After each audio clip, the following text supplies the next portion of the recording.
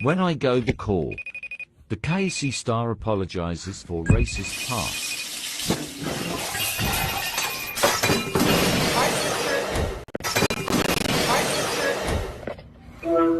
Hello? Is this Black Kansas City? Yes, may I help you? This is the Kansas City Star. The Kansas City Star? Okay. What could I do for you, Kansas City Star? Hey, what's up, you guys? Kareem Jackson. You were live on the set. Hey, one thing for you guys. Diversity, inclusion, and equity is not a one-way street, people. Usually we hear about DEI or diversity, equity, and inclusion, as well as allies and alliances. Speaking to what situations, and that is a victim mentality. And you know, black folks, we are not victims, okay? We do not think of ourselves or our community as victims. That is not how we truly feel. So this episode, people, Mike Fannin, the Kansas City Star, is here talking live. This is all about us coming to help and align ourselves with a white-owned and white-led company who needs us to create a win-win-win situation, as we often, as black American people, Kansas City black people, can do. Mike Fannin, the president of the Kansas City Star, is here. Remember, they launched this massive internal investigation. They turned around the mirror. They didn't like what they saw, and they have since completely apologized publicly, globally, for their racist past. So now we've partnered to launch this phenomenal, mega black-owned KC business and lifestyle section that is going to blow your mind. So not just giving us social and press, but coming to lift us up by our bootstraps, give us some great help for our businesses and our livelihoods, promoting black-owned businesses. That is what we really need. So we don't need to work for you. We don't need to be part of what you do anymore. We know the true power of true freedom of entrepreneurship once again. So the Kansas City Star is not pushing our businesses before, how they didn't promote us, how they didn't put us in the paper. It was more about our entrepreneurs and professionals. That's the equity that we really have lost over the last 141 years. So this win-win-win between Black Kansas City, by Black Kansas City, Black entrepreneurs, and the Kansas City Star, which is all great for KC at large, is launching just before Thanksgiving to kickstart the Black Friday 2021 holiday season to help us to bounce back after this damn pandemic. Remember this, Eric Weston over there, the managing editor of the Kansas City Call, along with Sheila Brooks, the CEO of SRB Communications, had some harsh words to say on Roland Martin, Unfiltered, about the Kansas City Star and what Mike Fannin was trying to do. Bring directly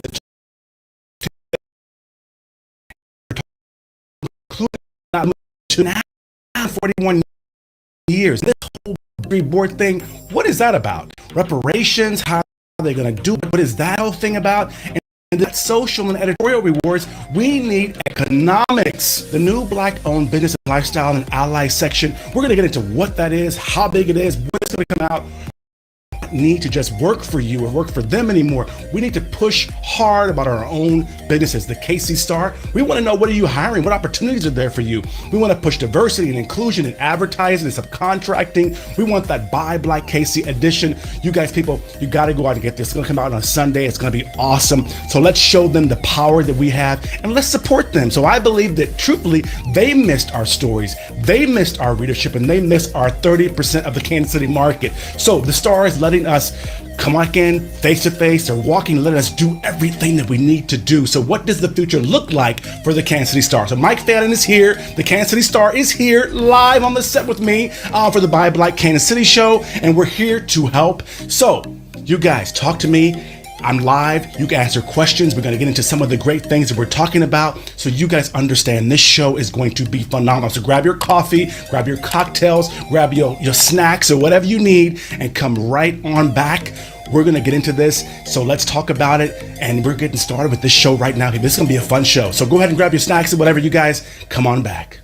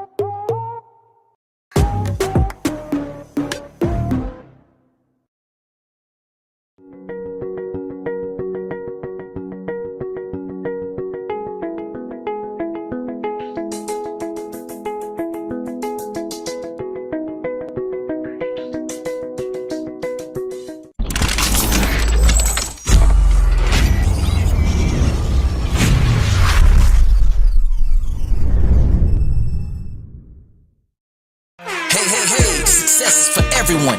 Kansas City's #1 unapologetic, controversial, multi-award winning, highly anticipated magazine is back. But we way more than just a magazine. You're live on the set. Kareem Jackson's Buy Black Kansas City Meet and Greet Morning Show. Presented by the all-new Black Kansas City magazine, formerly Minority Success, baby. If you didn't know, now you know. We back. Despite the racism, anti-inclusion, and anti-diversity, we're here. Showcasing hundreds of Black KC businesses, hotspots, events, entrepreneurs, talking hot topics. So what's good? Buy Black KC live, new shows weekly. www.blackkansascitymag.com.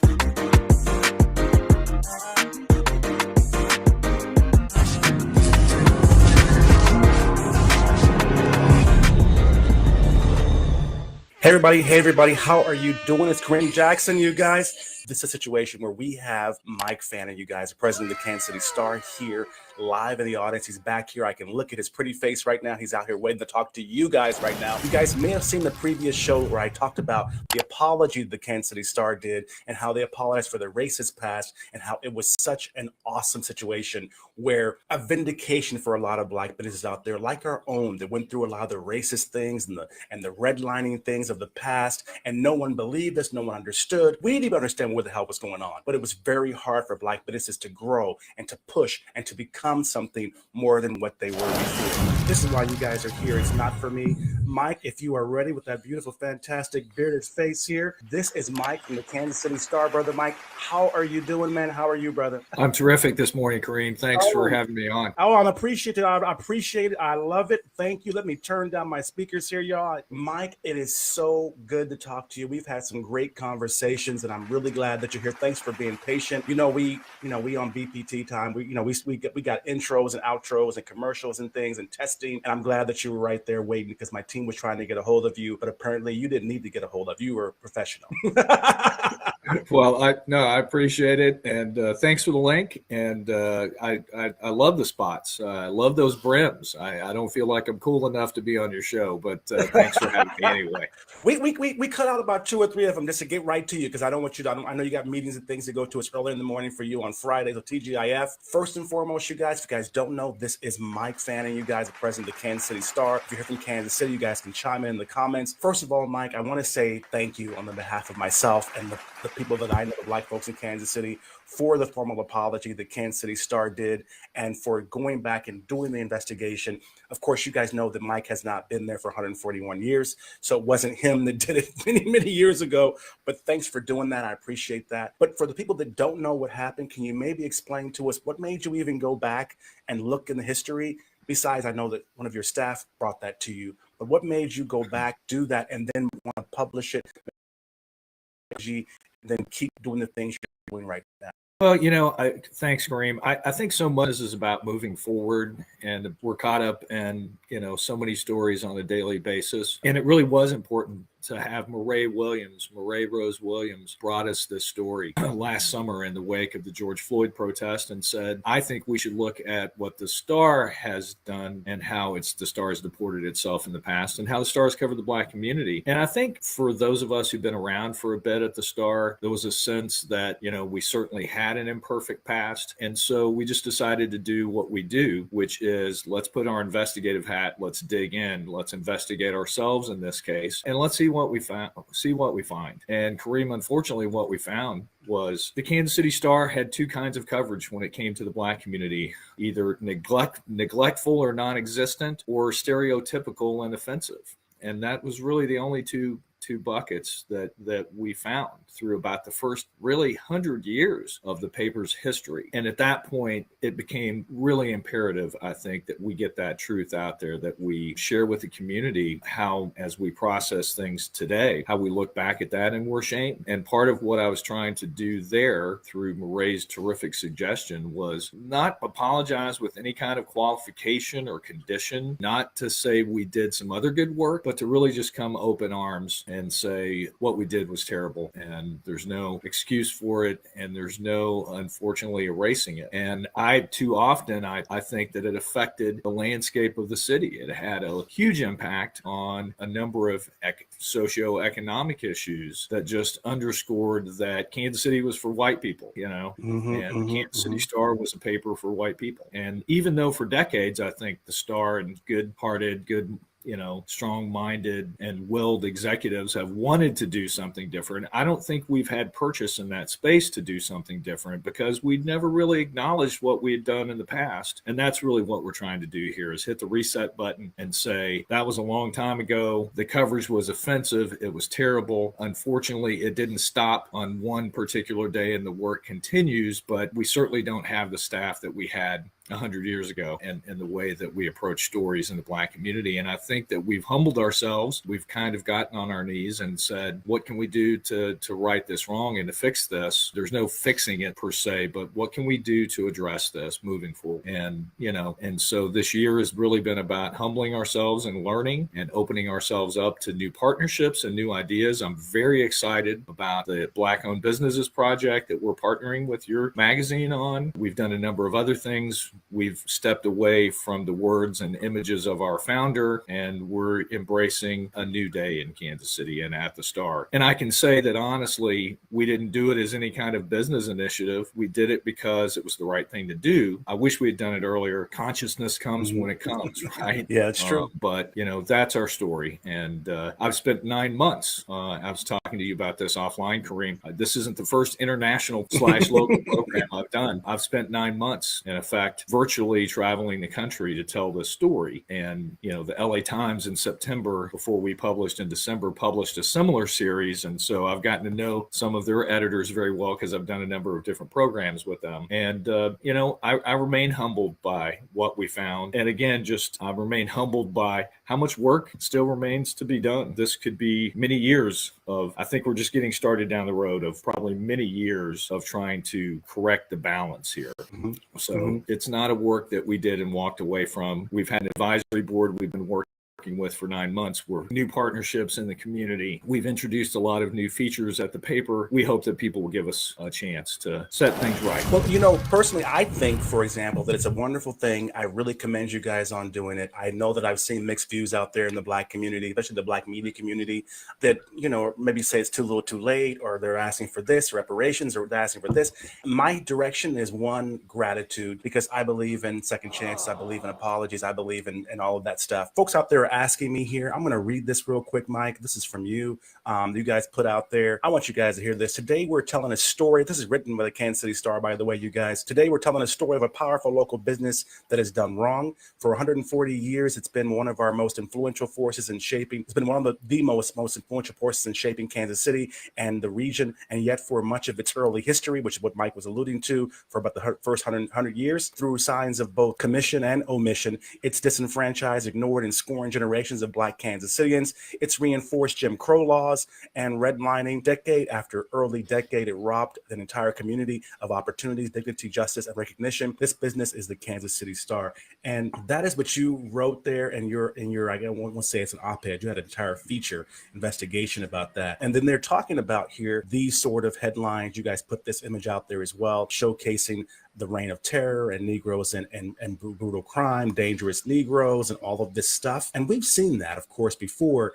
And I really want to bring folks out there to understand what's changed, Mike. Not necessarily, I guess, at the Star, of course, as well, but what has changed now to where you think that aligning with the original founder is not the way to go anymore? Well, the original founder's words were disingenuous. They weren't real. We used to publish his quote in the paper every morning, a paper for the people. And what it really was a paper for white people. And so he was one of the early influences on J.C. Nichols, who's one of the absolute grandfathers of redlining in America. J.C. Nichols gets a lot of heat for that historical reference, but William Rockhill Nelson, not so much.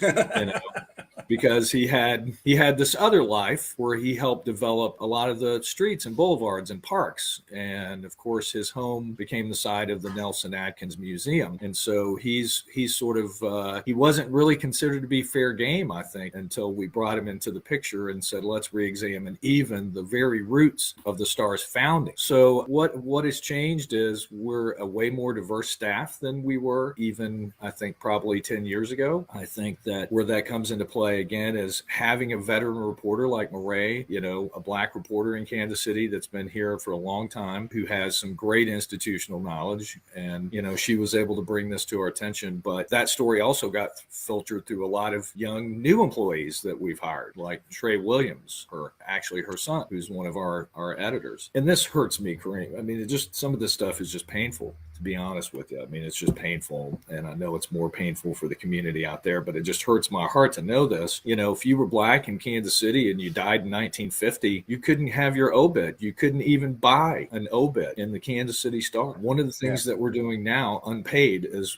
what is featuring Black Kansas Cityans who've passed, who maybe never got a headline, maybe never got recognition in the Star before. And so every week we're trying to give you a selection of those features. I also think that we're producing happened in the past, and that I think separate other local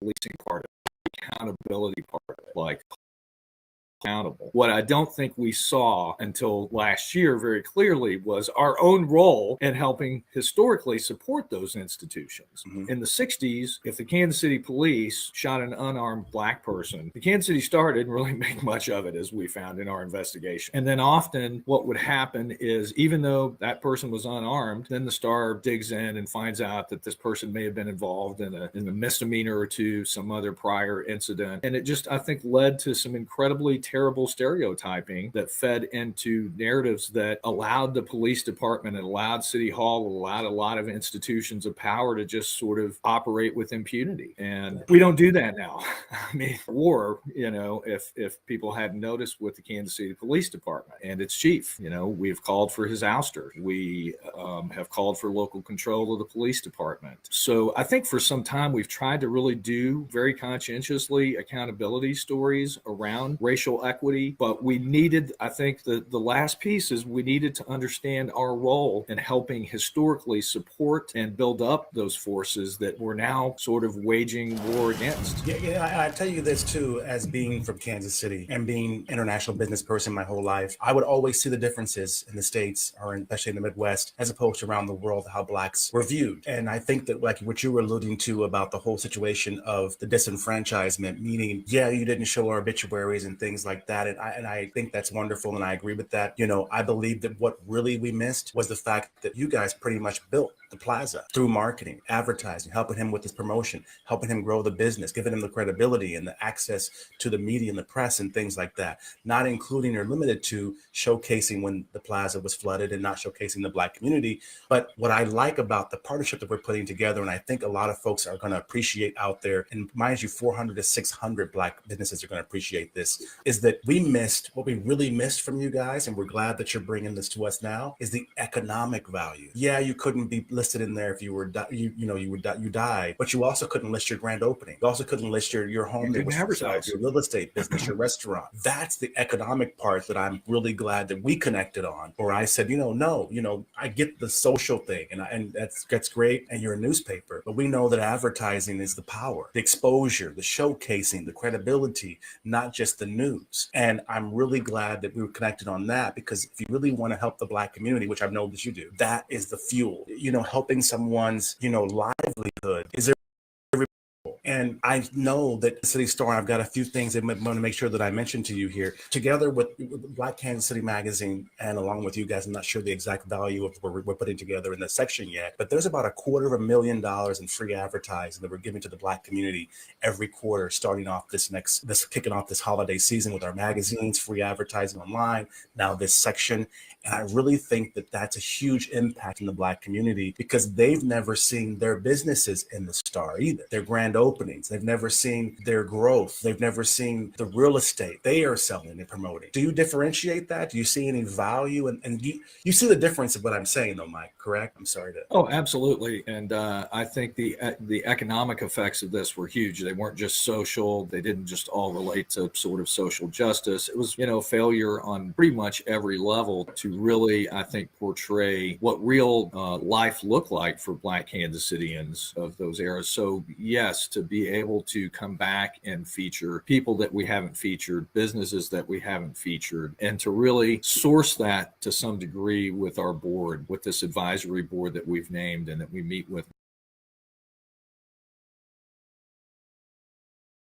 monthly. And they'll be thrilled, by the way, at our next meeting to hear about this partnership, Kareem. I think all those things are super important. And I think from just our meetings offline here that we're very enthusiastic about this project, and we see it as a great opportunity to feature, for instance, those great brims that I was just talking about, and some other businesses that just in the past I think the Star has failed to notice or recognize or give publicity to. I'm gonna say this caveat to you too, brother Mike, since we've gotten to be friends through this whole process. One is, I'm gonna say this to you as a Black person that has been in business since I was in high school, is that I really believe that in the day, you know what, the Star missed out. I mean, yeah, and we robbed other people, and we robbed the rest of the community too. But I'm just saying, the Star, meaning the call did go, boom at that time. Black Pages boomed at that time. The Carter Broadcast Group boomed at that time. The Globe, boomed at that time. The Star missed out on a lot of the opportunities that the Black community was bringing in an entire market of people. So I believe it's a two-edged thing where I'm really happy in my situation to bring to the table of like, no, the Star, I want the Kansas City paper to have the value and the excitement and the economic situation that the Black community brings. Because you guys also missed out on that growth. Like in 1950, the first 3 Black players playing for the NBA.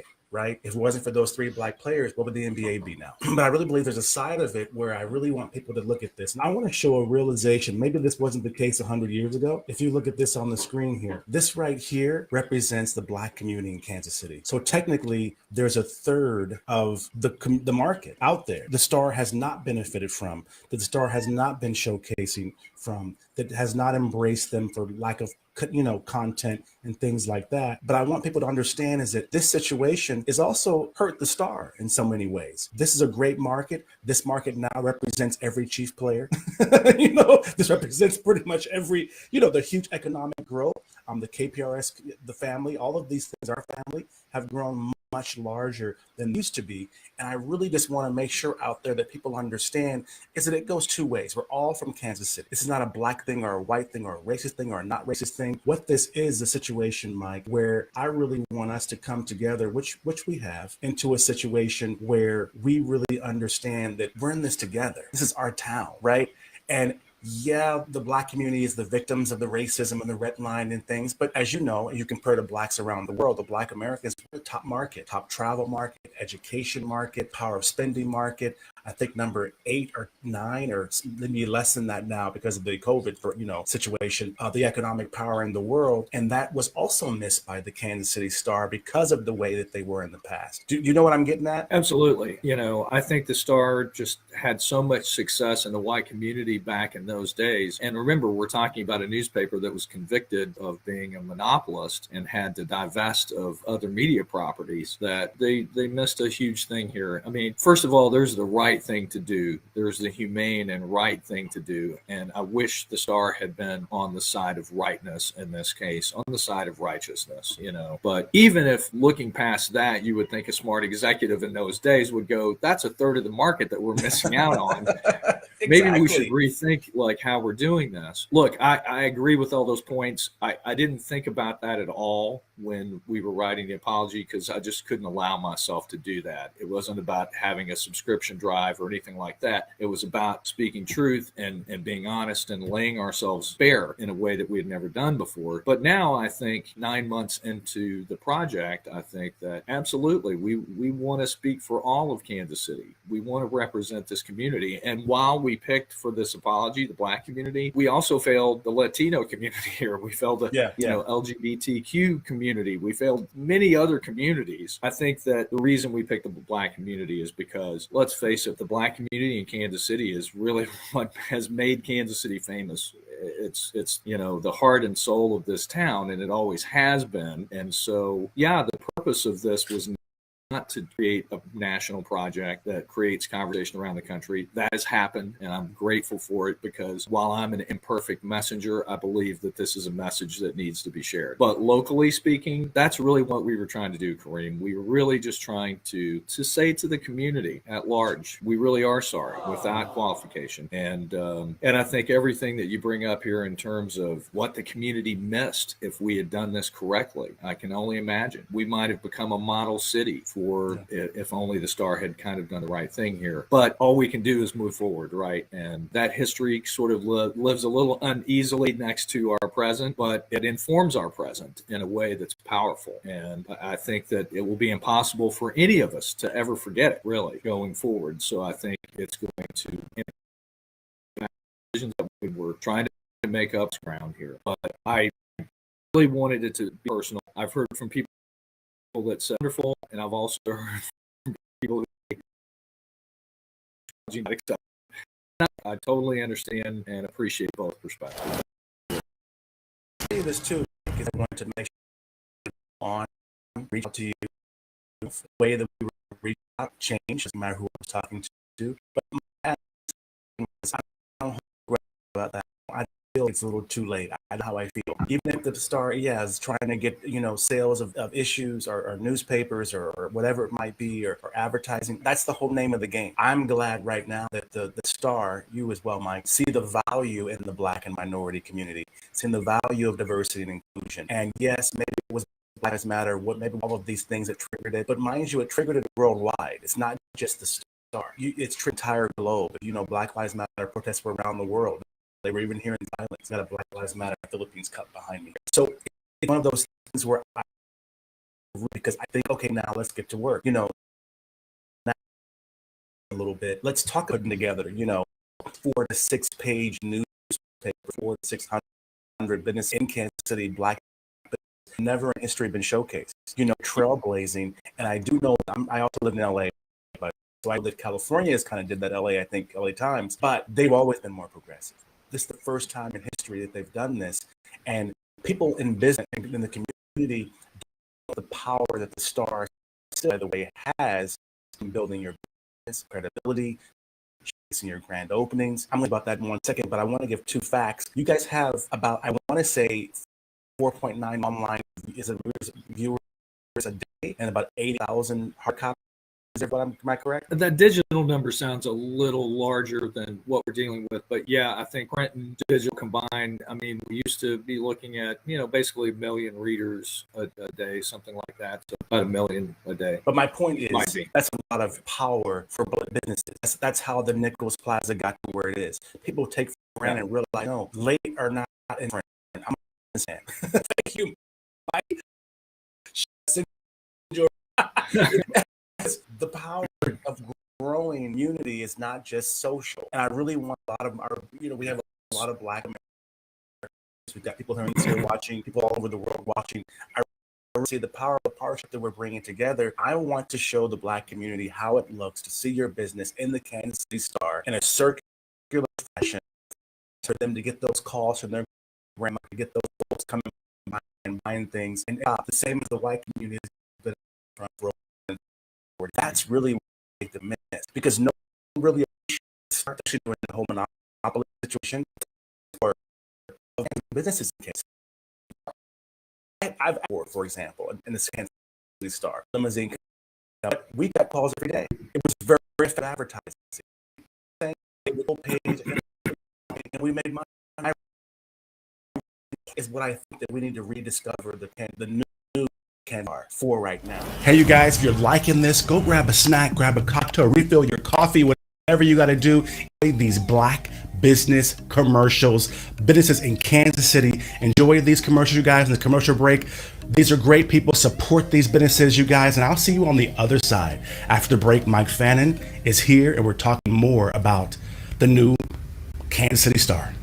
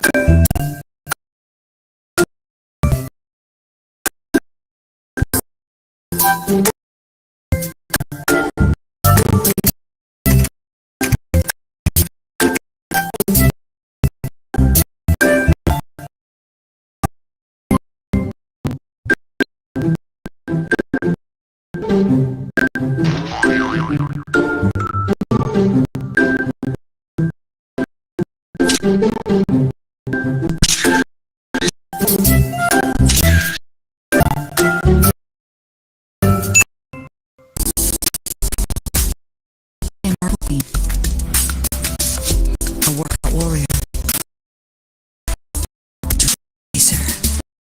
For this adventure. Born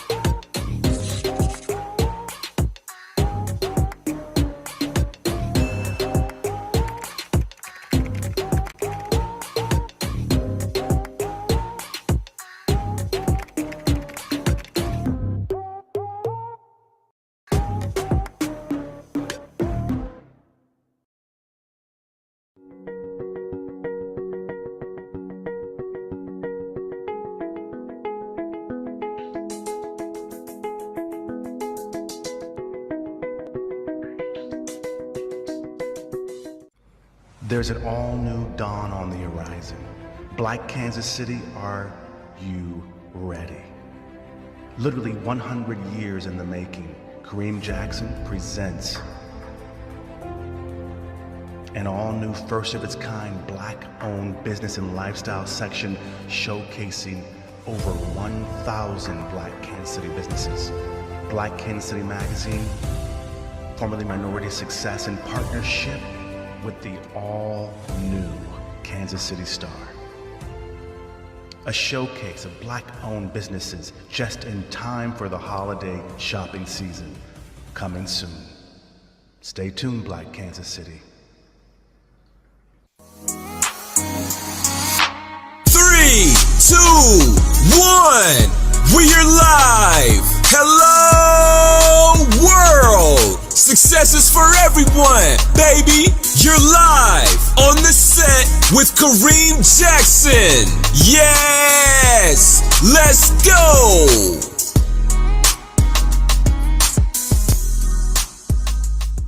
Hello everyone, again this is Kareem Jackson. Kareem Antonio Jackson. Kareem Antonio Jackson. Kareem Antonio Jackson. You are live. You are back live. You are live and you are live on the set. And I want to thank you so much for being here. You are going to love what we have in store for you this year. Wait till you see it. Stay tuned. Welcome back, you guys. Hope you guys had a great break. Hope you enjoyed those commercials, you guys. My fan is still here, you guys. We're not done yet. We're getting more into more stuff. So we're talking more about this all-new Buy Black Kansas City business and lifestyle section coming out. We're talking more about what Mike is doing, what the Star is doing, what changes they've made, all of that great stuff. So you guys, welcome back. Hope you enjoyed those commercials. Let's get to it. Talk to me a little bit about what you see and what you envision of this section that we're putting together. How the community. Yeah, Kareem, actually, I think it's going to be bigger than 4 to 6 pages. I think we're going to be talking about a lot of pages here featuring that many businesses. So our hope is to publish before the holidays, before we get into, Thanksgiving and Christmas, and to really, to do it on a Sunday, and to really throw our best designers at it, to work our teams, Kareem, working together to create the best information that can be published that takes you inside of those businesses. I think there's a digital, we're talking about publishing a section, but let's remember in digital, where our largest readership is, we'll also be publishing there. And that will allow people to, I think, directly just click, as they're scrolling through all this directory of businesses, they can click right through to the business and buy that awesome hat or whatever. That was William Haskell's brims. You need to get one of those too, brother. That would be really cute. King You Haskell, holiday I like season. You need to get you a brim. If you do that, I think they'll believe you, Mike. Show up on their interviews in a brim hat from William Haskell. I think we're going to have to do it more than once, Kareem. That's the thing. I think we can bring a lot of attention. I think we can bring a lot of attention to this one thing, but I think that we just need to consistently be there in that space to truly build readership, to build some trust back, maybe just build trust once. Yeah, you're getting it for just one time here, because I'm not sure back is the correct, but we want to build trust. It's the first time in history, Mike. It's the first time in history, Black Business Lifestyle section. I'm excited for you, actually, to be honest. I am too. I am as well. I have no hate at whatsoever. Black people, please. He said it's going to be on a Sunday. So we're going to change our logos around, by the way.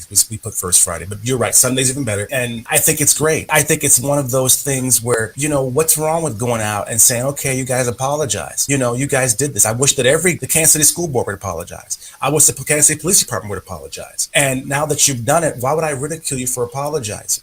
And now to put forward and to really do what you're doing with us. This is the first time in history. There's never been a union like this. And I think that's a huge step. And we haven't figured out the numbers yet, but I know it's a huge financial investment into the community. And people don't understand that if you charge XYZ for advertising or promotion, then you're supposed to make double that or more in walk-ins and travel. They don't realize the impact of being in the Star, being in the digital version. And I want them to really understand that, because I want the Black community in Kansas City, my community, to really understand, one, the print's great. We in the print because that's what they missed. But this whole online thing, this whole digital thing, that's a way that they could really, really take over in Kansas City, and they should. And I want people to be able to click on them or connect with them directly and not have to go through all of these different links to get to the Black community.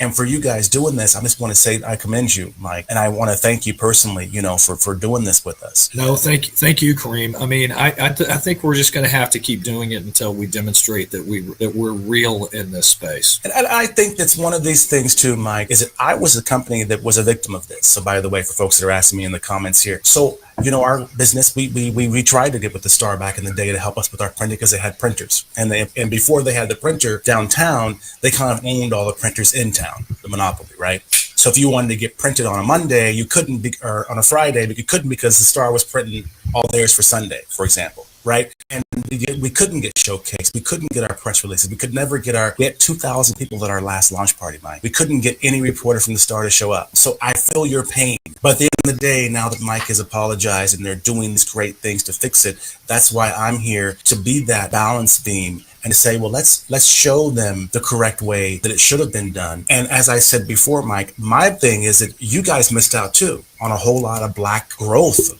black companies, Black money, and a third of the market that has now become very financially, successful and, nationally. And so now I'm happy to kind of come forward and help and lend our hand. You know what I'm saying? I'm a printer. I've been publishing for 20 years. I know how printing's, down now. I know how advertising's down now. I know how now we've got to pivot and get digital and online. So I really want to encourage the Black community out there to really support this situation as well. So I'm glad that you're doing this, man. Well, I am as well. Again, we have to demonstrate that the apology means more than just than just I'm sorry, but it means we'll do better. And I think this is definitely a big step in that direction, along with many other steps that we've taken. But really, the work is just getting underway. I realize that we skeptics to win over. And I'm eager to do that. I'm not discouraged. I've gotten a lot of encouragement. And again, I think it's great that what the Star did, what the LA Times did, has created a little bit of a national movement in my business, in the mainstream media. I can tell you that I'm on this call, Kareem, and it's an off-the-record call because, this kind of movement that has been created in the wake of these apologies, ours in the LA Times, and how we've become unofficial consultants, and we're meeting with metro newspapers across the country on a regular basis to talk about their own projects and their own apologies. And I was just saying, and we're talking about large metros, southern newspapers and northern newspapers, and it's been gratifying because as difficult as some of this journey has been, I really see now how meaningful this can be and how it was necessary, how it was really, importantly necessary, not for just our cleansing of our own soul, but, for the larger and more important good here, which is just, again, to say, I'm sorry, we can do better. We're going to do better. Look at what better looks like, and let's keep talking along the way. But I'm just encouraged at where this is going in media in general. And we're a part of a national story. I did a program in New Zealand because there was a New Zealand paper there that had written about coverage of the Maori and how racist that coverage had been in the past. And so I think it's wonderful that institutions like ours are, sort of finding their moral backbone here and doing this work, because it's the first step toward true inclusion, and it's more than just hiring a reporter. I really think it's awesome. It is an international thing. I travel back and forth between Kansas City and Asia, and it's an international situation where people are realizing that what Blacks were saying for the last however many hundreds of years is correct. And a lot of organizations were racist, and a lot of them are realizing they were racist partly because they were worried about competing with the Black coworkers and markets and things like that, but also because they were just racist. And I think it's really, really awesome that you guys are doing this and really showing others how to do it. If you guys can include me and are needing help with me and all, that'd be great as well, because this is literally what I've done globally. When I was the blessing to the situation with the Star and the racism in Kansas City before was that I would never be global if it wasn't for that. So that's why I'm telling you it's a double-edged sword, because a lot of Blacks like me, and also I know the Haley family with Senator David Haley in Kansas. A lot of us, the Carter broadcast family, his son Chris Carter also was educated abroad like I was. Our families went international and went abroad into Europe and London and Africa and all these different countries because of the racism. So the blessing in disguise here is that I would not be sitting here in Asia with an international media publishing company with 12 publications talking to you if it wasn't for that, because I wouldn't probably have searched outside. That being said, I think that it's really a situation where, yes, you should be commended. Your paper should be the way that you investigated, the way that you promoted it, and the way that you partnered with the community. You mentioned a few things that you had done besides partnering with us and besides the diversity, the board, and besides the editorial director that you have. But what kind of other things have you guys done to push this through and make it a reality that you guys are apologizing? Well, for instance, let's go back to your statistic and that 28.2%. We now have an editorial board where one third of our 6-member board, 2 out of 6 members are Black, and that's because we promoted Mireille in the wake of this to her dream job, which is having a voice at the paper and being able to express opinions through her own reporting, and well-earned promotion there. And so that's one little box we can check. Okay, editorial board, we're at least at where the city statistics say we should be, but I think it really goes beyond that. I see lots of efforts to diversify newsrooms, and sometimes I just think we ask people to cross an arrow of a bridge in this business, and so we've gone further in terms of just trying to there's one of our board members, we're getting ready to hire him, and we wouldn't have even known about him had we not created this advisory board. And he's writing stories for the Pitch on a regular basis, and they're really good. They're resonant. They're on topics that we haven't written about, things like the struggle and challenge of being a Black wedding coordinator in Kansas City, and what Yes, that means. that's true. Okay. So a number of stories like that J.M. Banks wrote that we took a look at and just went, I want that coverage in the Star. We need these stories, so. And I those think businesses. businesses, right. What does it mean to a wedding coordinator to be in the Kansas City Star? Whether Right. you got a feature editorial for free or you paid for advertising. or business listing, Huge. or whatever it may be. I know you're not talking. I know you're not into it for economic, but I get excited about that because as a Black American from Kansas City, that was the issue. That's why my family moved abroad. That's why it wasn't about, we didn't know who died or we didn't know about the baseball players. It was we couldn't promote our businesses. That Right. was it. How did you get out there?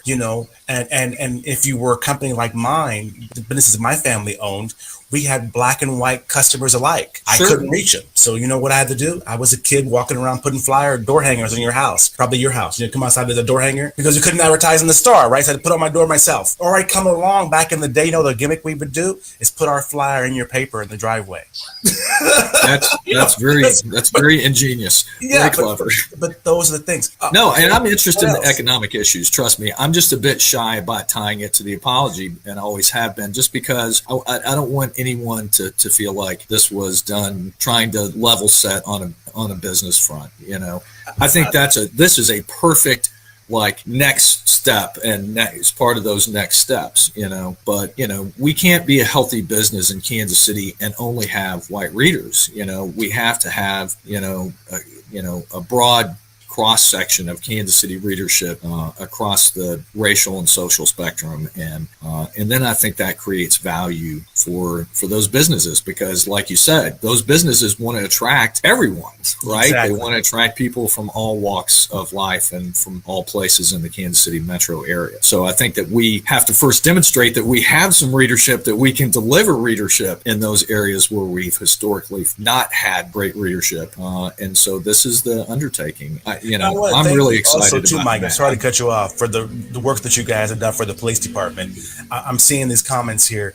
People are chiming in. They want to congratulate you guys on your coverage for the police department and your call that you mentioned before. They did notice and appreciate that. You've got mixed reviews on your obituaries You know that's well for that. And you've also got some great comments here for. I want a bit of a big shout out to Trey's on the Vine, off the Vine. Oh yeah, The Vine newsletter. Give a shout out to him for that as well, you guys. While he's here. Hey, you guys, Kareem Jackson, you're live on the set here, you guys. We're talking about our partnership with the Kansas City Star with Black Kansas City, you guys. This is a phenomenal, great situation. We're so glad that you guys are here, and thanks for being back, you guys. If you're just tuning in, you guys missed a phenomenal show. You can see the playback, but Mike Fannin here is live with us on the set, you guys. Brother Mike, thanks for being here. I appreciate you very much, Brett. I appreciate this. Kareem, it's really been an honor, and I wish every answer I had was a winner, and that there were no mixed reviews. But at the end of the day, I'm just glad we're having the conversation. Really, and no mixed reviews. They were.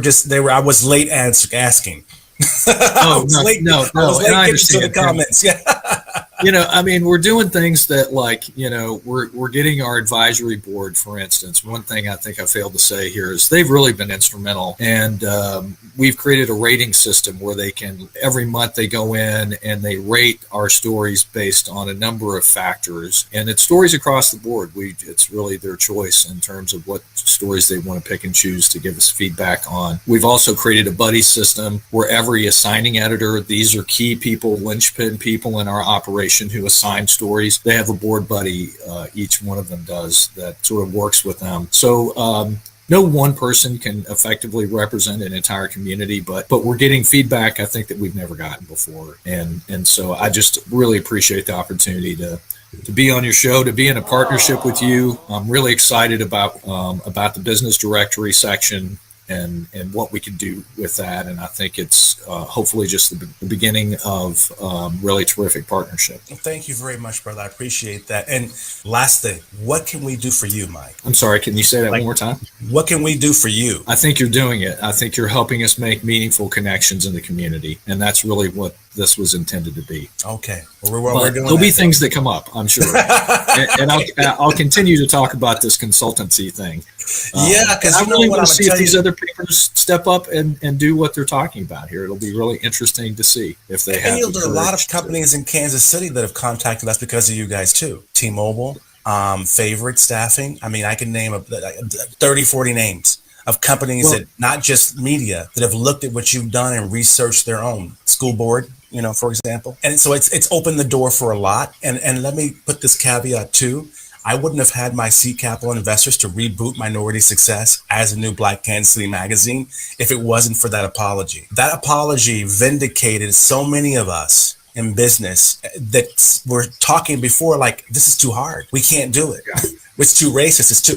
A lot of folks just thought that we were quitters, or we were just giving up, or we weren't this, or we weren't strong enough, or we weren't wise enough. They didn't realize, no, they really just don't want us. You know.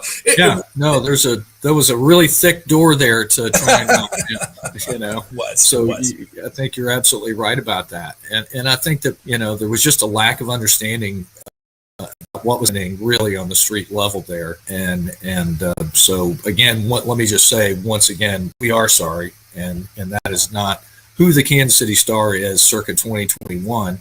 We are not that company, but we still have a lot to learn. And, you know, we have great partnerships. I can tell you that in the media community, I challenge KCUR directly. And I think if you look at what's happened over just this year, if you could look back to their coverage, you know, a year ago, I think that it's much more sort of diversity inclusion minded than it was a year ago. So, yeah. And, you know, hopefully these are. I think they've contacted us too, actually. Okay. They have a radio show and TV, yeah. And another, like back in the day, we were the first ones to challenge Ingram's and the pitch back in the day. And then they're very diverse now at Ingram's. We were the first Black media to ever have the Masterpiece Award from Ingram's. This is 15 plus years ago.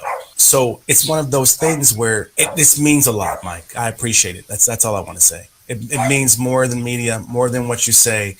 I don't hold grudges, and I'm looking forward to working with you, and I'm looking forward to us helping the Black community bounce back after the pandemic, right before the holidays, with a phenomenal section, however many pages, however many people it is. It's going to be amazing. So I'm looking forward to that too, brother. Yeah, me as well. So excited about all of this, Kareem, and thank you for having me on this morning. All right, brother. Thank you very much. And you enjoy your Friday, brother. Enjoy the weekend. TGIF, man. All right, you too. All right. Take care. Thank you. Thanks, everyone. Okay, you guys, I hope that you enjoyed that episode. If you did, you guys, hit that like button, share this, like this, subscribe. Go visit us over at Black Kansas City MagMAG.com. You can see all this on replay, you guys. Hope that you enjoyed Micah. Hope that he answered your questions. Hope that you guys enjoyed this show as much as I did. And thank you for tuning in, whether you're live on Facebook, live on LinkedIn, on YouTube, or on our website live.